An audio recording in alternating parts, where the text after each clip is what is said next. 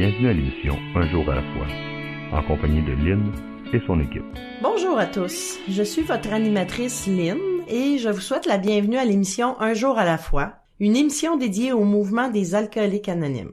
Les alcooliques anonymes sont une association de personnes qui partagent entre eux leur expérience, leur force et leur espoir dans le but de résoudre leurs problèmes communs et d'aider d'autres alcooliques à se rétablir. Le désir d'arrêter de boire est la seule condition pour devenir membre des AA. Les AA ne demandent ni cotisation ni droit d'entrée. Nous nous finançons par nos propres contributions. Les AA ne sont associés à aucune secte, confession religieuse ou politique, à aucun organisme ou établissement. Ils ne désirent s'engager dans aucune controverse, ils n'endossent et ne contestent aucune cause. Notre but premier est de demeurer abstinent et d'aider d'autres alcooliques à le devenir. Aujourd'hui, nous recevons Trevor. Comme à chaque semaine, notre invité, membre de cette fraternité, va nous parler de sa vie, des difficultés de son passé et de son expérience de relèvement. Alors, si tu veux bien commencer, Trevor, la parole est à toi.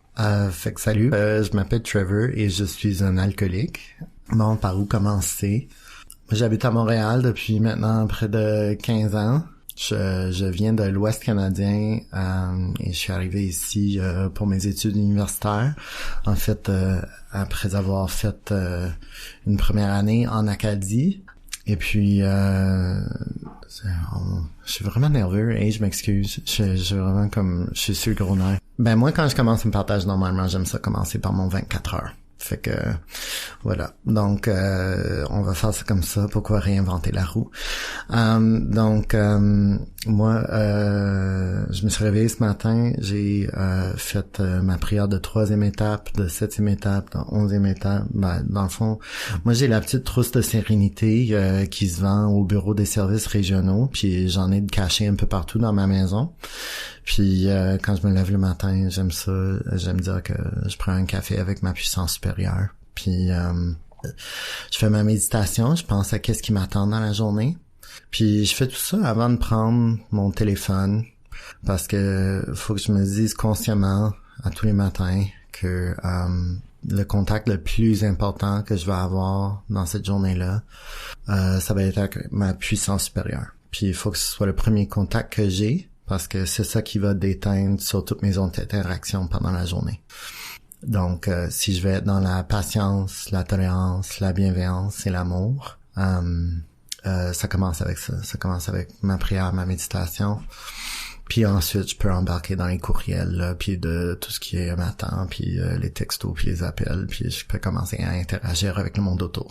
Fait que ça a commencé un peu comme ça. Je travaille au centre-ville de Montréal, fait que j'ai été travailler aujourd'hui. Puis ensuite, j'ai été faire mon entraînement avant de m'en venir ici au bureau des services régionaux vous rencontrer. Puis pour parler de rétablissement. Fait que c'est là que je suis dans mon 24 heures. Donc, c'est ça, un peu nerveux aujourd'hui. D'habitude, tu sais, quand je partage, là, c'est dans une salle de réunion avec du monde qui n'enregistre pas. Fait que c'est un autre contexte aujourd'hui. Donc voilà. Puis ben encore une fois, quand je partage, j'ai tendance à aussi me structurer en fonction des 12 étapes. Fait que si je commence avec ma première étape, nous avons admis que nous étions impuissants devant l'alcool, que nous avions perdu la maîtrise de notre vie. Moi, j'ai toujours été un petit gars très sage, là, puis mes parents ils me disaient que c'était mauvais à l'alcool, puis on touche pas à l'alcool, puis on se saoule pas, puis ma mère elle gardait pas d'alcool dans la maison. Elle avait horreur de ça, comme mon père il prenait une bière ou deux là avec son souper là, elle le critiquait tout le temps. Fait que tu sais c'était pas l'alcool n'a pas été très présent dans ma vie avant mes études universitaires. Je suis arrivé ma première année d'université, j'étais en Acadie. Puis je suis arrivé là, j'avais 18 ans. Puis un peu comme moi quand j'ai fait mes étapes avec une marraine elle m'a invité à lire l'histoire de Bill, puis le cauchemar du Dr. Bob, puis je pense que c'est dans l'histoire de Bill justement qu'il parle quand il est parti en service militaire. Il avait comme jeté par la fenêtre toutes les mises en garde par rapport à l'alcool que sa famille lui avait fait. C'était un peu comme ça avec moi. Moi, je suis arrivé dans un lieu un peu étrange. Étrange. Hein. On était quand même au Canada, mais tu sais, j'étais avec une gang d'Acadiens là, puis j'étais pas Acadien, fait que déjà là, je me sentais un peu marginal. Puis la façon que j'ai trouvé pour surmonter mon gêne, puis pour entrer en contact avec les autres et tout, c'était de consommer. Les autres, ils le faisaient autour de moi, puis moi, je voulais tellement qu'on m'aime que je voulais être le meilleur à faire le party. Fait que, tu sais, j'ai commencé en faisant ça, puis, tu sais, fait que ça a été, ma consommation, ça a été très rapide, puis à l'excès. Puis très rapidement, j'ai commencé à organiser ma vie autour de la consommation. Moi, je trouvais le lundi puis le mardi long, là, justement. Puis j'attendais juste les parties de 5 à 7, de mercredi. Souvent le jeudi, parfois le mercredi si j'étais chanceux. Puis sinon, tu sais, j'attendais juste ça. C'était le moment que j'attendais dans ma semaine. Puis rien ne comptait, là. Fait que, tu sais, c'était vraiment dans ce contexte-là que j'ai commencé à boire. J'ai trouvé que c'était, tu sais, une fois que je prenais un coup, là, je sentais que je faisais partie de la gang, puis je sentais que j'étais accepté, puis que j'étais drôle. Les gens, ils riaient quand je faisais des folies en boisson, là, whatever. Puis, après cette année-là, je suis arrivé au Québec et ma consommation a changé un petit peu. Parce qu'encore une fois, me voilà, tu sais, petit gars du Ouest canadien qui arrive au Québec, encore une fois, d'un point de vue socio-culturel, c'est un peu différent de ce que j'ai connu dans ma jeunesse, là, et tout. Je trouvais que les Québécois étaient donc sérieux à l'école, puis ils avaient fait leur cégep. Moi, j'avais pas fait de cégep, fait que j'avais pas cette transition-là pour me préparer à l'université, fait que je les trouvais vraiment sérieux, puis ça faisait changement de mon expérience en Acadie où on faisait le party. Fait que déjà, je trouvais encore une fois, là, ça m'a rentré dedans comme de plein fouet ma solitude. Puis c'est là que j'ai commencé à boire seul.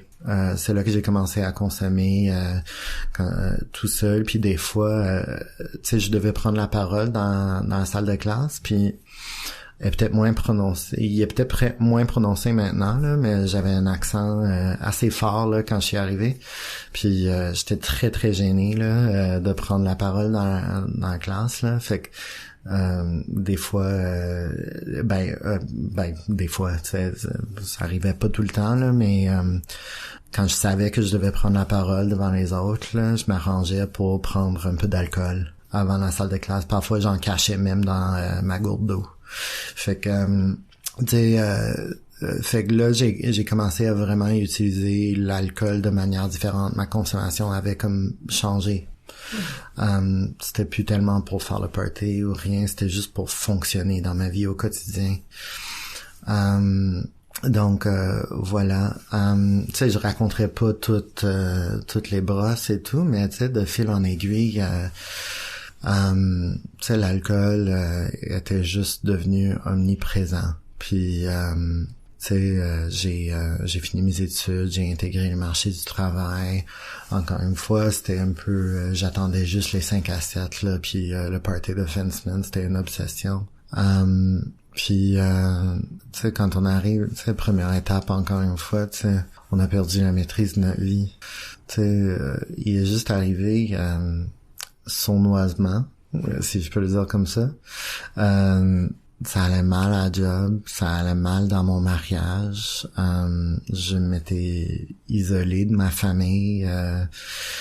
J'avais des amis qui m'invitaient plus parce que ça virait tout le temps ça virait tout le temps au vinaigre. Fait que Fait que j'étais pas un invité très très sage là, mettons là. Fait que tu sais, j'étais pas tellement le bienvenu à certains endroits. Tu sais, fait que l'alcool était vraiment devenu un problème. Mais j'étais pas capable d'arrêter de consommer. J'étais rendu à comme un bout, j'ai comme franchi une barrière invisible un peu, mais en fait c'est en plein ça là que à un moment donné j'étais juste comme j'ai plus de fun là, mais je suis plus capable d'arrêter. Parce que c'est la seule chose qui me procurait un certain soulagement, tu sais. Je ressentais tellement de culpabilité pour, tu sais, je trompais mon mari, là, et tout, là. Puis, genre, je suis comme, c'était dans un cercle vicieux, là, que, tu sais, je vais consommer pour essayer de soulager ce sentiment de culpabilité, de honte que je traîne avec moi tout le temps. Puis, tu sais, puis ensuite je recommence, c'est tout.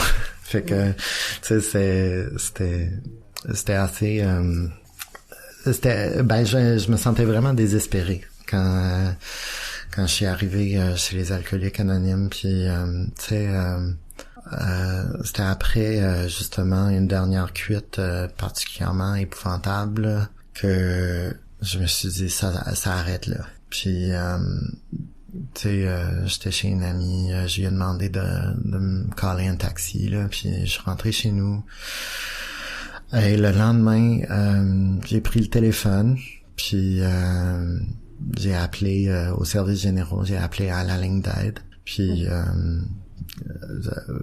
j'aime dire, j'ai fait une 5e étape drette là. Fait que je disais à madame à quel point j'étais épouvantable, là. Puis, tu sais, elle m'a dit, serais-tu un peu dramatique? fait que c'est là que mon aventure de rétablissement a vraiment commencé. Merci, Travis. Si tu veux bien, on va s'arrêter pour une pause. Oui. On va revenir ensuite avec ton histoire. Ouais. Merci. Ce dont je me souviens le plus souvent, c'est la solitude que je ressentais. L'isolement au milieu du monde. À la fin, je trouvais plus de plaisir à boire. Depuis que j'ai commencé à assister aux réunions des AA, je me sens revivre. Et c'est peut-être ce que j'ai vécu de plus important. Je m'aime réellement moi-même. Et c'est très bon. Les AA sont comme un miracle dans ma vie. Les Alcooliques Anonymes, ça fonctionne. Cherchez-nous dans l'annuaire téléphonique, dans votre journal ou sur aa.org.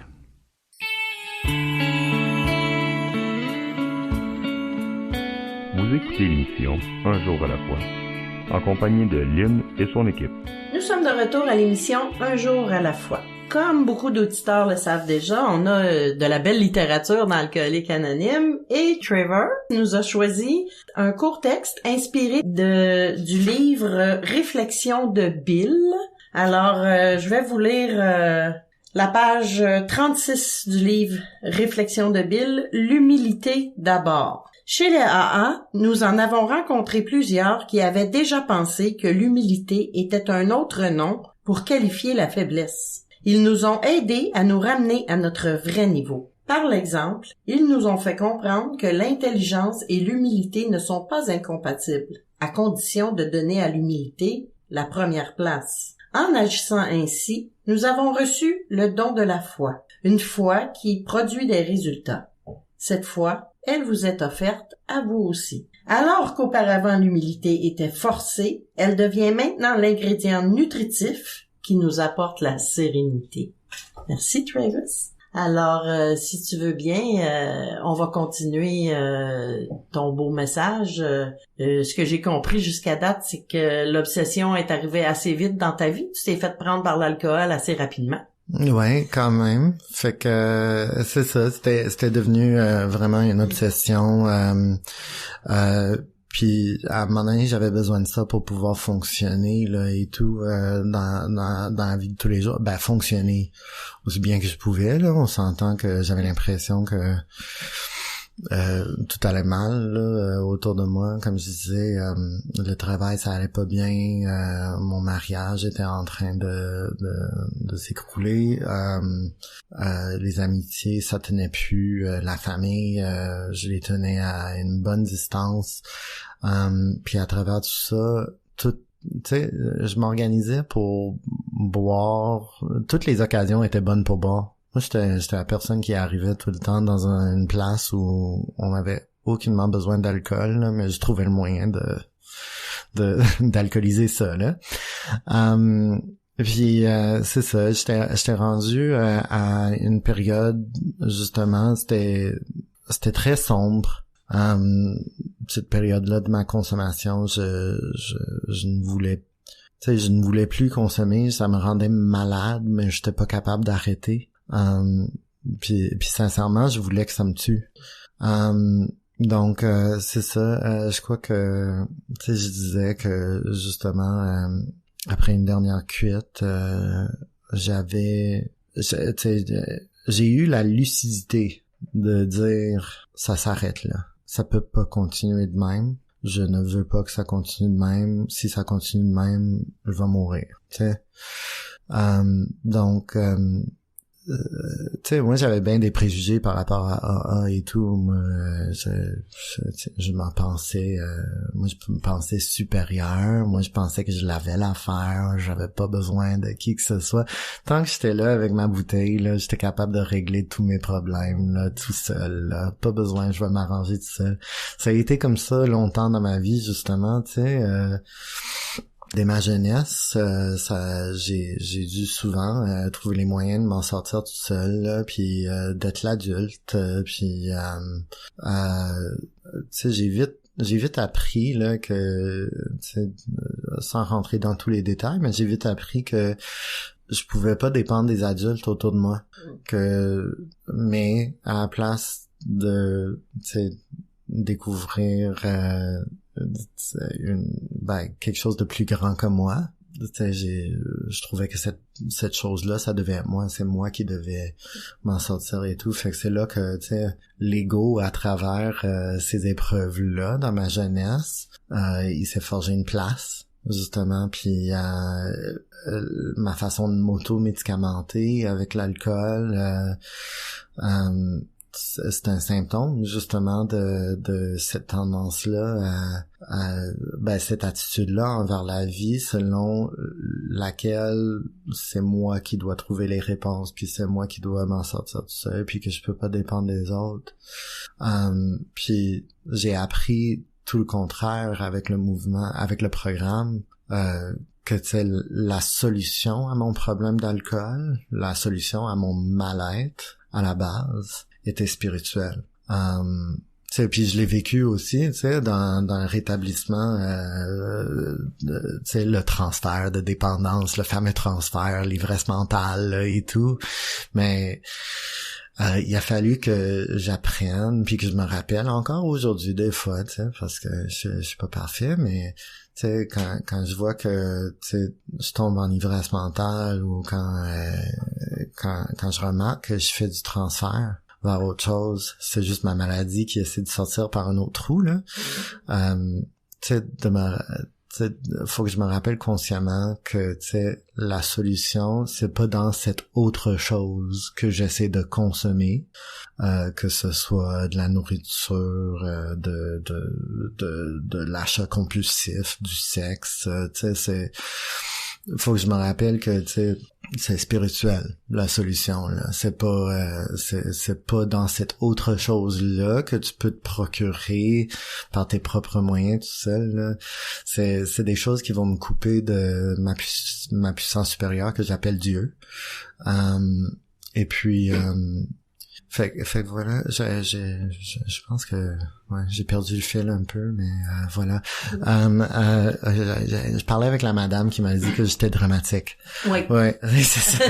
fait que c'est ça. Fait que bref, malgré tous mes préjugés envers le mouvement, tu sais. Puis je considère que c'est même là que j'ai fait une deuxième étape sans forcément me rendre compte que c'était ça que je faisais. Tu sais, dans la deuxième étape, nous en sommes arrivés. nous en sommes venus à croire qu'une puissance supérieure à nous-mêmes pouvait nous rendre la raison. Tu sais, puis moi la façon que je l'ai vécu cette étape-là, c'est que j'étais pas obligé en ce moment-là de définir c'est quoi cette puissance supérieure-là. L'idée c'est juste de me rendre compte de ma propre impuissance. De me rendre compte que c'est pas Trevor qui a les réponses. C'est pas moi qui va pouvoir me sortir de là, de ces beaux draps-là. Puis, tu sais, il faut que je demande de l'aide. Puis, c'est ça. Fait que, je me suis dit, malgré mes préjugés, malgré tous les préjugés que je pouvais avoir envers les alcooliques anonymes, puis ce que je pensais savoir sur le mouvement puis le programme, s'il y a une chose qu'ils ont compris, ce beau monde-là, c'est comment arrêter de boire. Puis pour moi, c'était ça l'important. En ce moment-là, de là où j'étais rendu, fallait que j'arrête de consommer. Fait que c'est ça. Fait que j'ai deuxième étape, j'ai appelé. Puis après qu'elle m'ait traité de dramatique, la gentille madame à l'autre bout du fil, elle m'a dit bon, on va te trouver un meeting.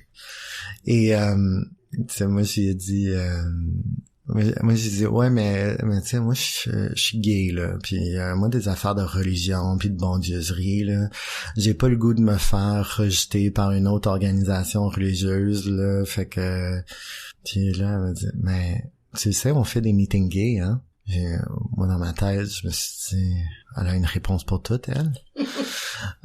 Et donc elle dit on va te trouver un meeting gay. Puis fait que moi je suis entré dans les mouvements par les meetings gays. Je fais pas exclusivement des réunions gays. J'ai fait comme ça pendant un premier temps. Puis moi j'ai beaucoup de reconnaissance envers ces groupes-là parce que justement ça m'a permis de faire mes premiers pas. Puis ça m'a permis de me familiariser justement avec le programme, puis le mouvement, puis c'est quoi les alcooliques anonymes, dans un endroit où je sentais que je pouvais justement m'exprimer. L'une des choses qui m'a vraiment amené à me rétablir, c'est justement mes problèmes de couple. Puis tu sais,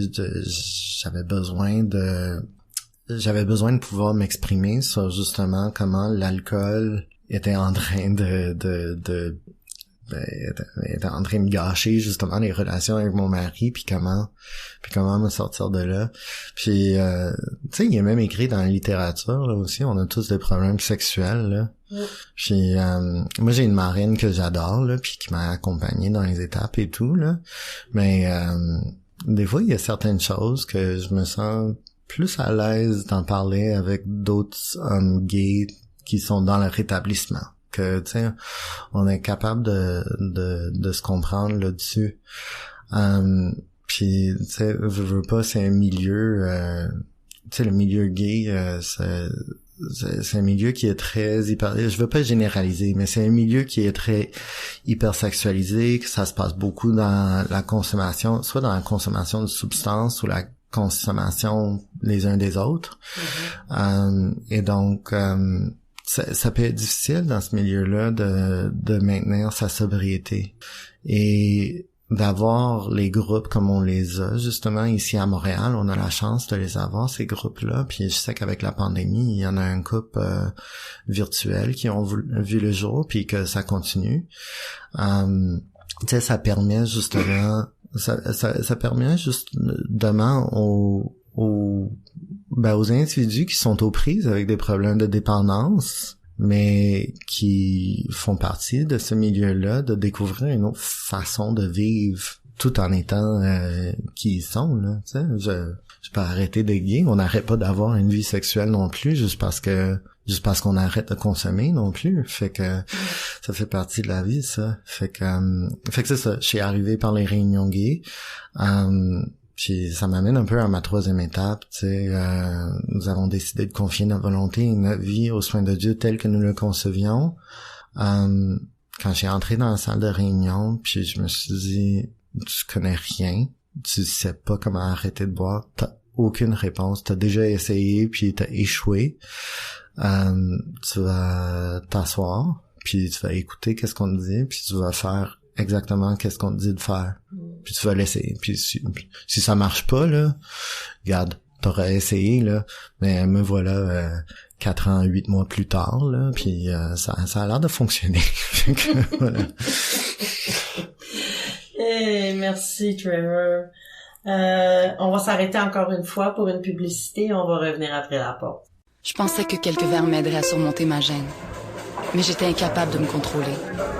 J'ai fini par comprendre qu'à force de me saouler, je me retrouvais encore plus seule. Ma meilleure amie m'a suggéré d'assister à une réunion. Quand je suis entrée... La pression au travail était telle que j'ai commencé à boire pour passer au travers. Je n'aurais jamais pensé que l'alcool me ferait perdre mon emploi. À ma première réunion des AA, j'ai compris que je n'étais pas seul. J'ai eu la difficulté à admettre que j'avais un problème. Chez les AA, j'ai trouvé une solution et de l'espoir.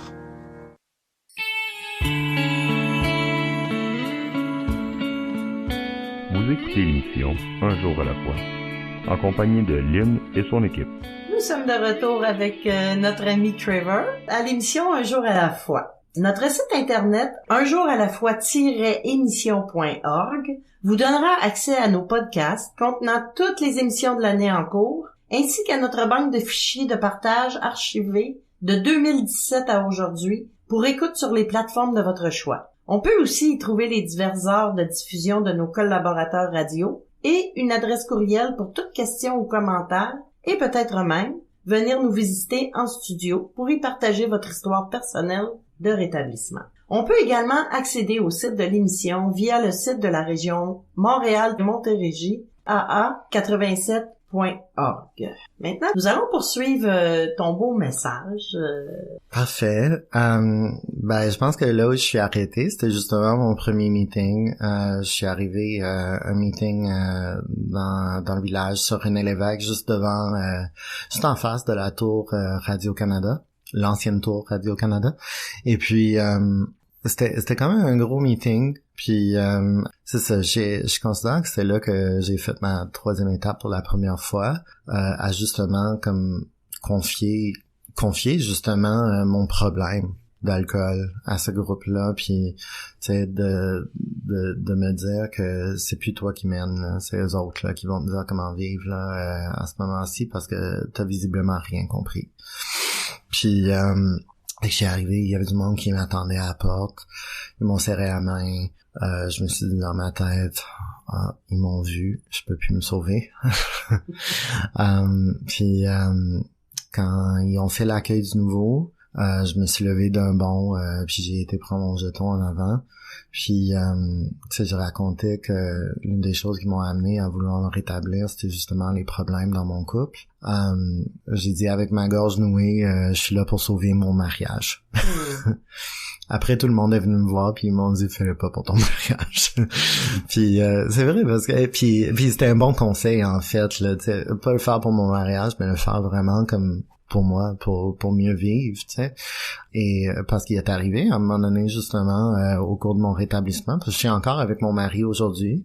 Le rétablissement m'a justement permis de mettre les principes que nous enseigne le programme dans ce domaine de ma vie-là. On vit très bien, mais tu sais, dans les débuts, j'ai eu la discussion avec mon mari qui me disait non, tu vas-tu juste faire du meeting tout le temps à cette heure-là? On dirait que t'es là à tous les jours, là. Puis je dis ben oui, puis je dis ben pour l'instant c'est ça. Pour l'instant c'est ça que j'ai de besoin pour m'accrocher. Puis il m'a dit ben on dirait que tu mets ta sobriété devant moi. J'ai dit ben qu'un. Fait que tu sais, je pense pas qu'il était content que j'y réponde ça, mais à main, il a compris aussi lui aussi que tu sais, si j'ai pas mon rétablissement, si je travaille pas pour devenir puis rester sobre, là, je peux pas. Le reste est pas possible. Fait que, tu sais, fait que c'était un bon conseil dès ma première réunion qu'on me dise, tu sais, fais-le pas pour ton mariage. C'était l'un des meilleurs conseils que j'ai eu ce jour-là. Puis, tu sais, fait que cette réunion-là, l'implication, là, faut que je parle de ça parce que c'est Ma marraine dit que souvent les alcooliques, on a un sens de loyauté surdimensionné ou exagéré. Et tu sais, je suis dans la salle avec plein de monde que je connais pas, là. C'est ma première réunion. Puis il y avait la jeune femme qui avait partagé, c'était une femme à peu près de mon âge, qui a partagé ce soir-là. Puis, tu sais, c'est vrai que, tu sais, de voir quelqu'un qui était de mon âge, qui avait à peu près le même parcours professionnel que moi et tout, était, tu sais, on se ressemblait sur beaucoup de points. Puis j'avoue que j'ai trouvé ça encourageant d'entendre un partage de quelqu'un qui était dans mon groupe d'âge. Fait que puis après c'était la réunion d'affaires. Fait que c'était la réunion d'affaires. Puis moi c'était sûrement seulement comme 35 personnes là, mais moi j'avais l'impression qu'on était 200. Mais ils ont demandé pour quelqu'un de faire le café. Puis personne se manifestait. Puis c'était long. Puis c'était, j'ai trouvé ça long. Personne se manifestait pour faire le café, puis la personne qui animait la réunion d'affaires, il demande une troisième fois, genre, vous voulez qu'on, si personne se manifeste, là, on va tous apporter notre Tim Horton, là, tu sais, fait que, genre, puis, moi, avec mon sens de loyauté démesuré, j'ai levé ma main, puis j'ai dit, me le faire, le café. Fait que, puis la jeune femme qui avait partagé ce soir-là, elle dit moi avec. Fait que on était deux à faire le café. Fait que tout de suite en entrant, j'ai pris une tâche. Puis tu sais, ça a fait deux choses, je considère. Ça a fait que premièrement, je suis revenu.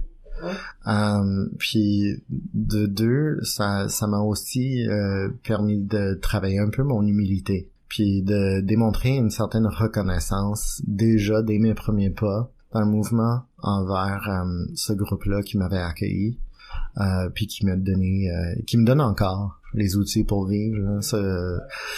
Je continue de faire du meeting dans le village, puis il y a les membres qui m'ont vu arriver, qui sont là, puis je continue d'apprendre puis d'évoluer avec eux. Fait que puis dès les premiers instants, j'ai pu justement m'impliquer. On m'a donné cette chance-là. Donc c'est cela. Donc, ma première année d'abstinence, j'ai fait beaucoup de meetings, j'ai animé, j'ai fait du secrétariat, j'ai pris des tâches ici et là, mais j'ai pas fait mes étapes. Fait que j'ai pas fait mes étapes dans la première année. Et tu sais, fait que c'était comme un peu une année d'ivresse mentale, si on veut, beaucoup de transferts dans d'autres choses. Je traînais encore beaucoup de culpabilité puis de honte avec moi. C'était comme un nuage gris qui traînait derrière moi, tu sais. J'entends souvent les gens parler du pink cloud, là, mais genre, moi, ma première année, c'était plus, tu sais, j'étais ténébreux des fois. J'avais un boss aussi, à cette même époque, là, qui m'a dit, je te trouve ténébreux. Puis, il m'avait connu dans mon actif, puis il m'avait dit, peut-être un verre de vin, ça aiderait. Puis, ouais, si seulement tu savais.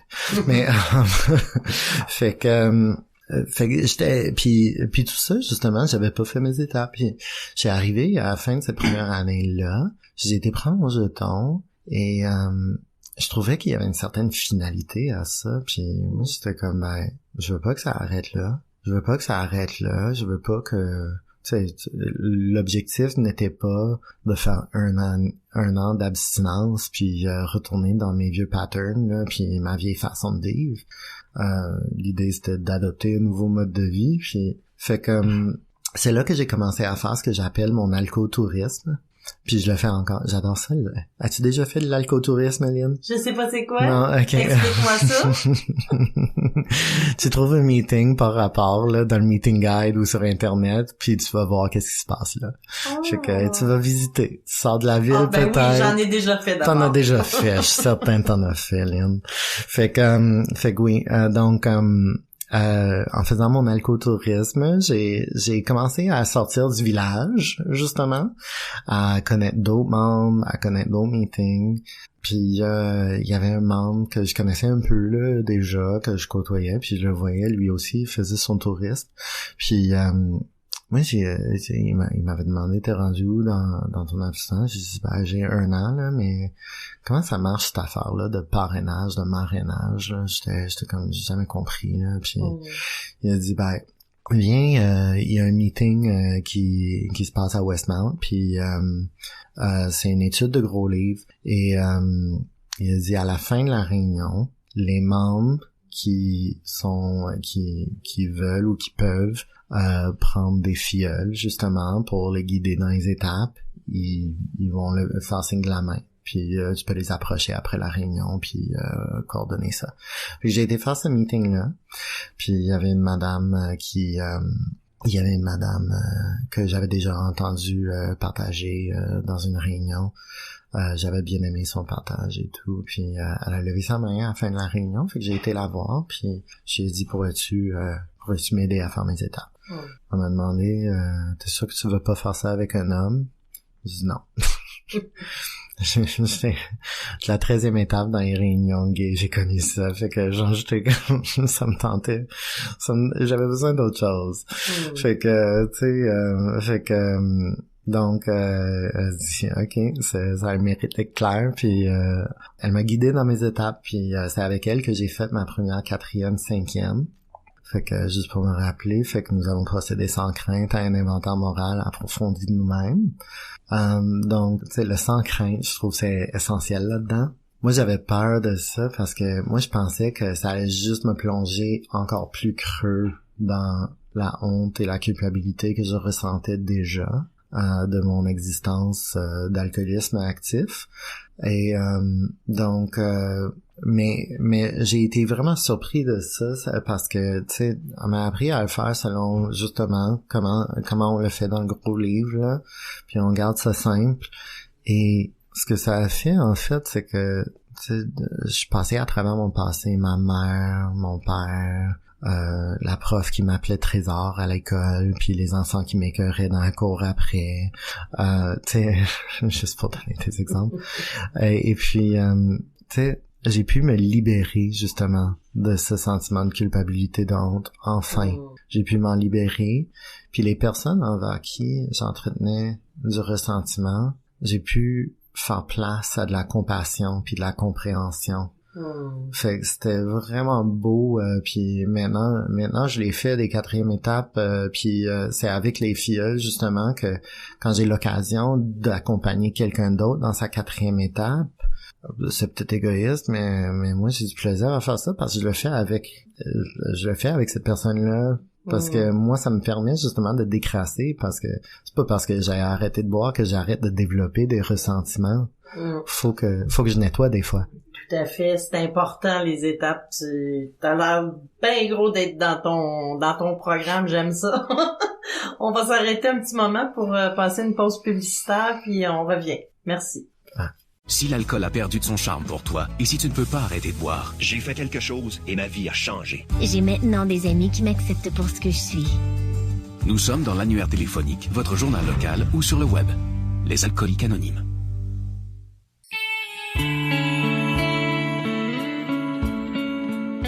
Vous écoutez l'émission Un jour à la fois, en compagnie de Lynn et son équipe. Nous sommes de retour à l'émission pour notre 4e segment.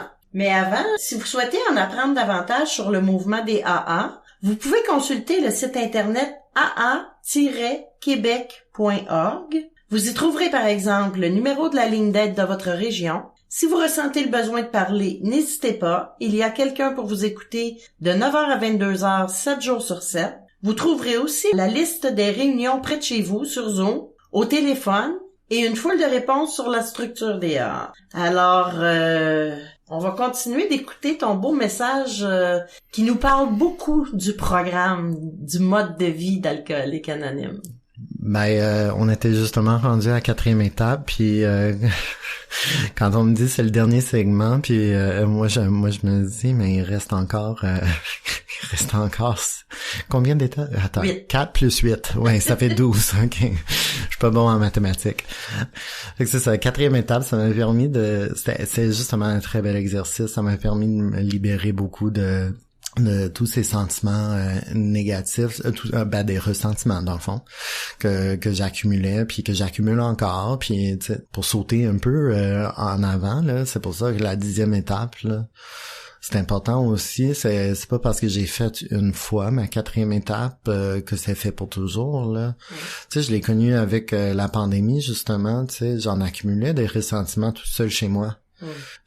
Puis ce qui était beau avec ça, c'est que j'avais une méthode sur laquelle me rabattre là pour justement essayer de apaiser cette souffrance-là qui était en train de cogiter là en moi.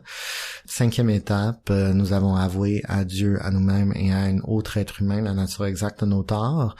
Moi, j'oubliais souvent les premières 2 personnes à qui je devais avouer la nature de mes torts, c'était Dieu et moi-même. Puis c'est ça l'honnêteté là que j'ai découvert aussi. Il fallait que je sois honnête avec moi-même. Puis après, tu sais, aussi, tu sais, à un autre être humain, là, Jacques T, il l'avait bien dit aussi quand il a dit les étapes, ça nous dit de les dire à un autre être humain, pas à toute la paroisse.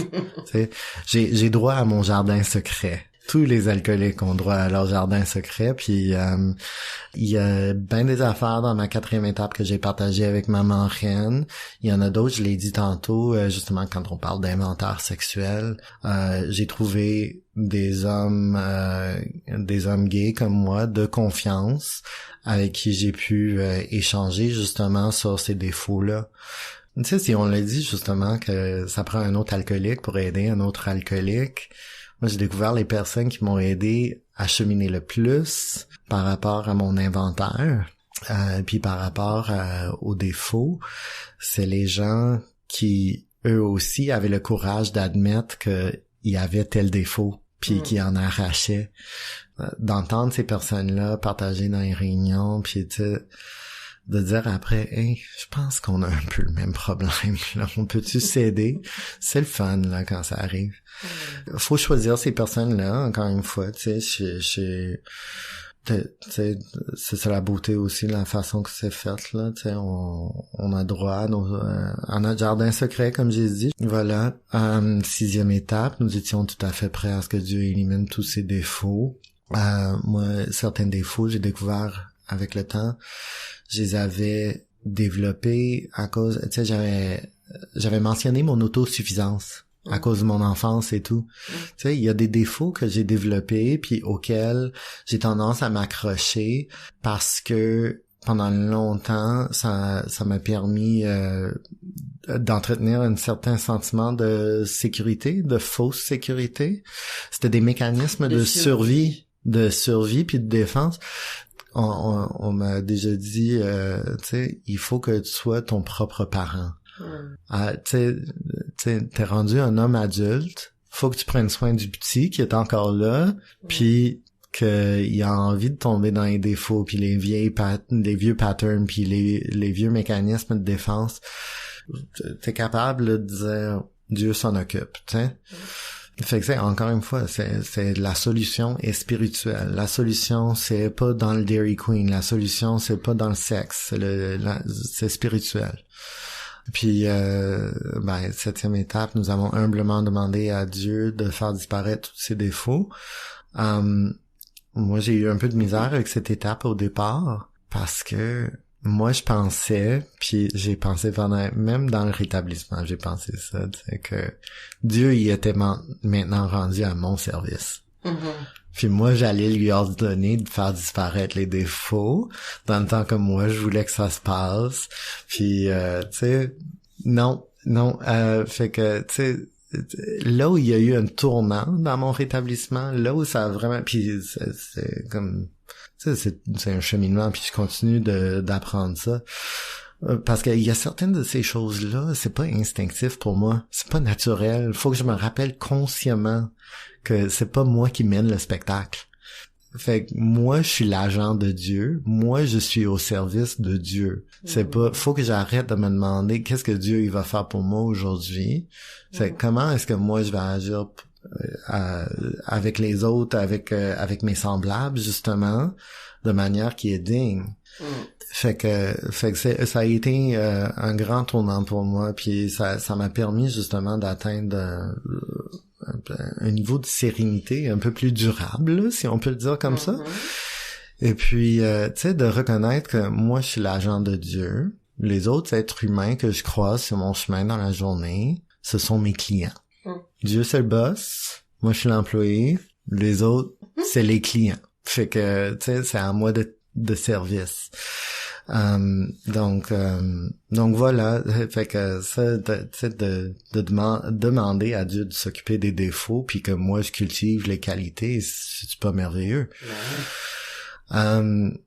8e, 9e, bon, 8e, dresser une liste de toutes les personnes que nous avions lésées et consenti à réparer nos torts envers chacune d'elles, puis 9e, réparer les torts envers ces personnes, tu sais. C'est un travail, le travail d'une vie, là, tu sais. Moi j'ai ma liste, moi je l'ai faite en Excel. Parce que pourquoi, je suis un alcoolique, pourquoi faire simple quand on peut faire compliqué? Fait que j'ai fait ça en Excel avec des belles colonnes, là, puis des codes de couleurs, puis genre réparation partielle, réparation complète, réparation improbable parce que la personne est décédée. Tu sais, ou même quand j'essaie, puis je me donne la peine de le noter aussi. Quand il y a une personne sur ma liste que je me sens pas assez courageux pour aller les voir, j'écris pourquoi, de quoi j'ai peur. Pourquoi j'ai peur d'aborder cette personne-là?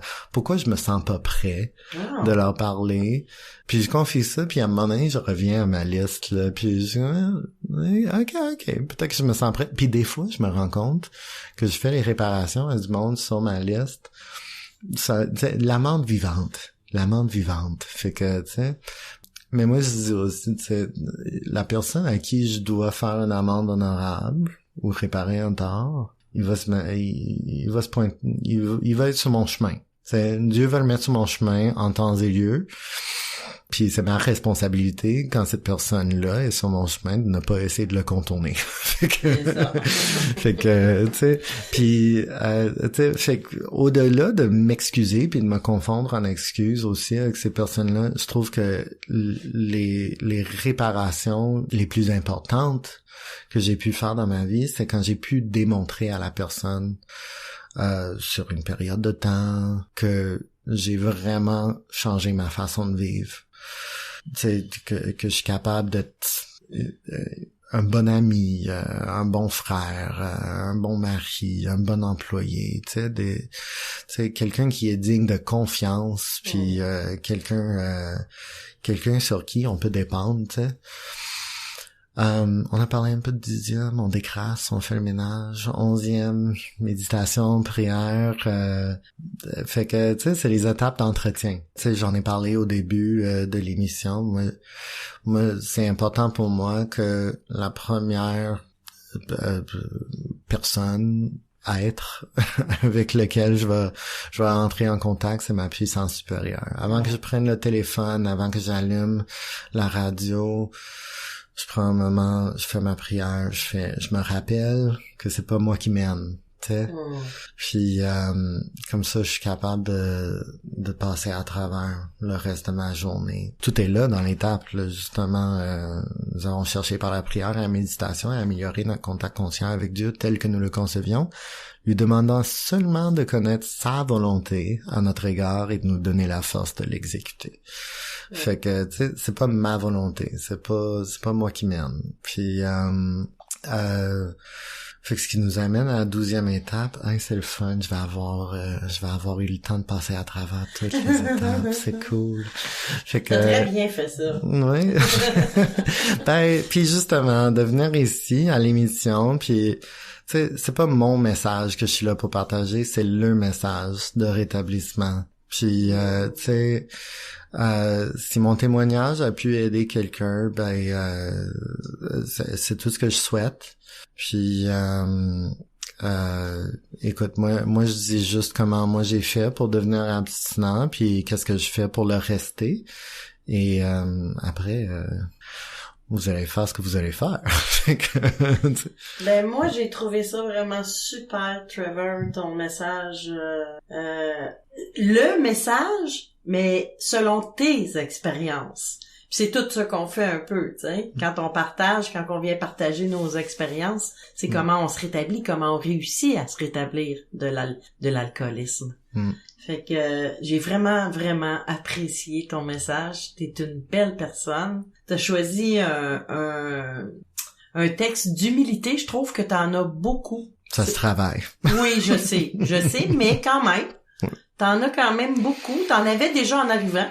Quand t'as dit, ben moi je connais rien, puis je vais venir voir, puis tu sais, t'as admis que tu connaissais rien. Et ça prend juste un petit peu d'humilité là pour te faire admettre qu'on ne sait pas puis qu'on ne connaît rien. Je te remercie pour ça. Puis je tiens à remercier tous les participants de cette émission. Trevor, tout d'abord, le premier. Ensuite, les auditeurs, l'équipe, les collaborateurs, le radiodiffuseur, votre animatrice, Lynn, qui vous souhaite une bonne semaine et à très bientôt. Merci.